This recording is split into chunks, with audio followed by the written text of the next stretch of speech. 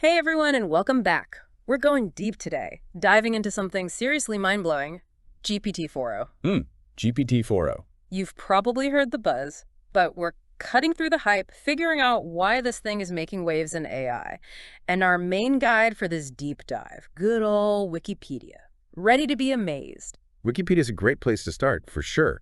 Gives a really solid overview, especially if you're curious about the journey from, say, GPT-4 Turbo, the earlier models. Definitely. GPT-4o is like next level AI, but I have to admit, when I first heard the name, I thought, oh boy, here comes the tech jargon overload. Right. But don't worry, we're breaking it all down. So what exactly is GPT-4o? Imagine this. An AI that not only gets text, understands it, generates it, but it can also handle images and audio. Whoa. That's GPT-4o in a nutshell. A multimodal AI, they call it. Unlike its predecessors, which mainly dealt with text, GPT-4o interacts with the world in a richer way, more human-like. Okay, multimodal. So it's like upgrading from a basic flip phone to a smartphone. Sick. Suddenly, you're not just making calls, you're texting, taking photos, using apps, the whole 9 yards. Perfect analogy. And that's what makes this such a game changer. Imagine GPT-4o, right? Analyzing a medical image, providing a diagnosis, and at the same time, discussing treatment options with a doctor. That's the kind of potential we're talking about. Wow, that's wild. But get this, before the official announcement, OpenAI secretly released different versions of GPT-4o onto a chatbot arena under fake names. No way. Really? Yeah, they disguised them as good GPT-2 chatbots to test them out in the wild. Sneaky, right? That's so interesting. So they used, wait, what was it, the Large Model Systems Organization's chatbot arena? That's the one. Wow. It was like beta testing with a side of espionage. And the results, let's just say GPT-4o didn't just participate, it dominated. We're talking record-breaking performance in voice recognition, translation, and all those language understanding benchmarks AI experts use. And that's where it gets really interesting, right? These benchmarks, they assess things like accuracy, fluency. GPT-4o isn't just mimicking patterns, it's showing a much deeper level of understanding.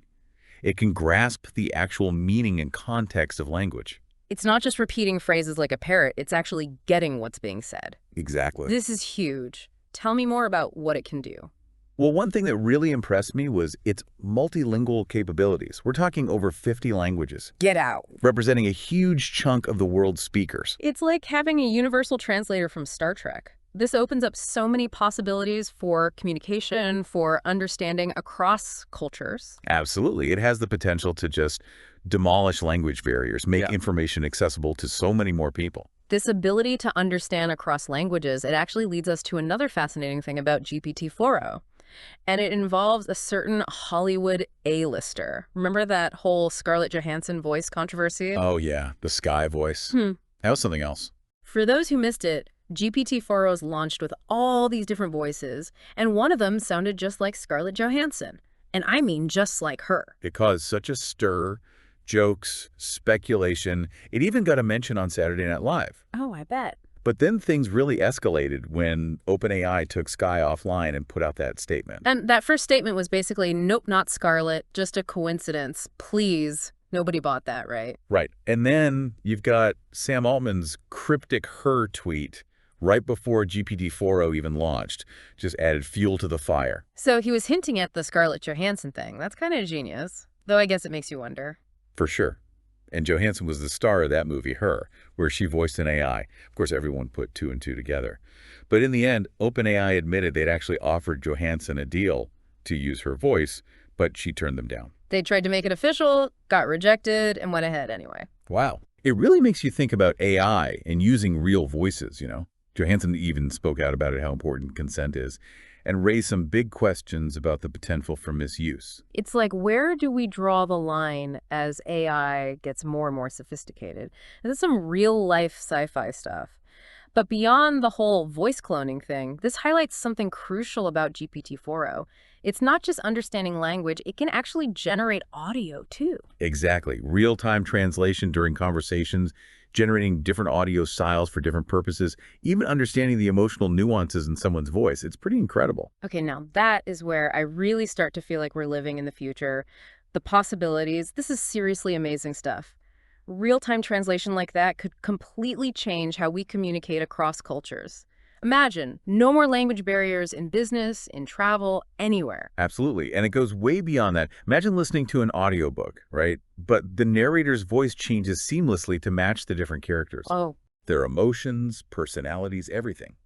Or think about accessibility.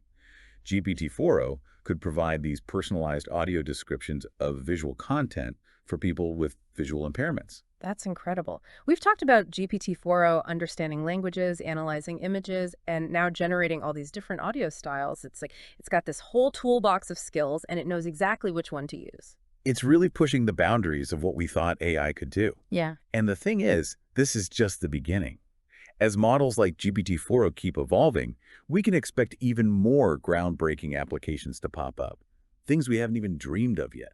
It's exciting, but kind of daunting too, right? I mean, on one hand, we're talking about AI that could completely revolutionize how we communicate, make information more accessible, even enhance our creative experiences. That's right, it's true. These advancements have incredible potential for positive change. But then there's that question, in the back of your mind, what about the downsides? What could go wrong? It's the big question, isn't it? Like Mhm. any powerful tool, it all comes down to how we use it. Exactly. So how do we ensure that something this powerful, this advanced, is used ethically, responsibly? Oh, it starts with awareness. Open discussions, just like what we're doing right now. We have to ask ourselves the tough questions about how AI will impact our lives, our work, our whole society. Making sure AI benefits everyone, not just a select few, Exactly. and that it's developed and used in a way that, aligns with our values. Absolutely. Finding that balance, between innovation and responsibility, it's going to take a lot of ongoing dialogue, collaboration, a lot of thought from everyone involved. It's a big task, but an important one. Because in the end, the future of AI isn't something that just happens to us. It's something we're creating right now with the choices that we make. Well said. So there you have it, deep divers. Our exploration of GPT-4o from the technical side to the ethical dilemmas. Hopefully we've given you a lot to think about. What are your thoughts on GPT-4o? What are your hopes, your concerns? Keep the conversation going. Let us know. And if you want to dive even deeper, check out our show notes. We've got all the sources we used for this deep dive link there. There's a whole world of information out there. Until next time, deep divers, stay curious.